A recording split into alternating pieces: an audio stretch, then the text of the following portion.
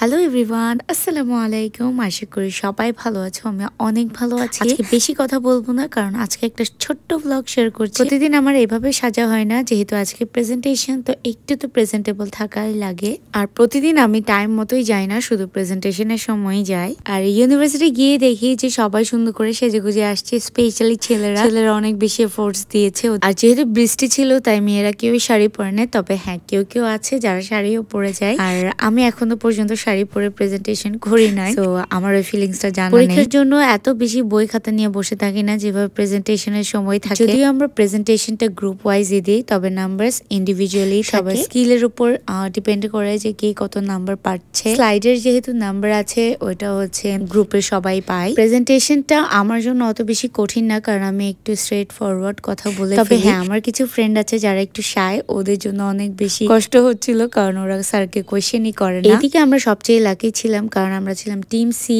এ আর B এর পর আমাদের পালা আসলো। এদিকে আমার ফ্রেন্ড নাবিলের স্কিল থাকা সত্ত্বেও ওর বডি ল্যাঙ্গুয়েজে ও একটু নার্ভাস দেখা যাচ্ছে। এদিকে আমার গ্রুপের আরেকটা মেম্বার সব থেকে দুষ্টু, আর এই ছেলেটা হচ্ছে স্যারের সাথে দুষ্টামি করে করে হচ্ছে প্রেজেন্টেশন দিয়েছে, যার জন্য তার ওভারঅল মার্কস ডাউনে গিয়েছে, কারণ আমরা অনেক বেশি হাসাহাসি করেছি ওর সময়। তারপর আমি আমারটা প্রেজেন্ট করার পর আমার একটা ফ্রেন্ড, যে কিনা স্যারের সামনে কথাই বলতে পারে নাই, ও অনেক বেশি শাই। দেন আমরা আমার নেক্সট ক্লাস জয়েন করি, যেখানে আমাদেরকে জামদানি ডিজাইন দেখানো হচ্ছিল, বাট আমরা বিজি পপকর্ন খেতে, কারণ প্রেজেন্টেশনের মাঝখানে আমরা একটু ব্রেক পাইনি যে খাওয়া দাওয়া করব।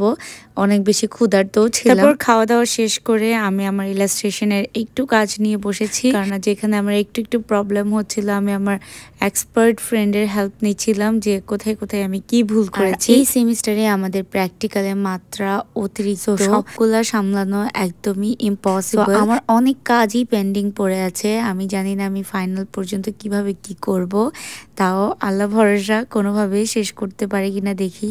ওয়াও, क्या लड़का है, ভেরি হ্যান্ডসাম বয়। তারপর এদিকে আমি আমার কাজ করছিলাম, আর আমার ফ্রেন্ডরা আস্তে আস্তে সবাই লিভ নিচ্ছে। তবে নো ওয়ারিজ, আমি আমার কাজটা শেষ করেই যাব।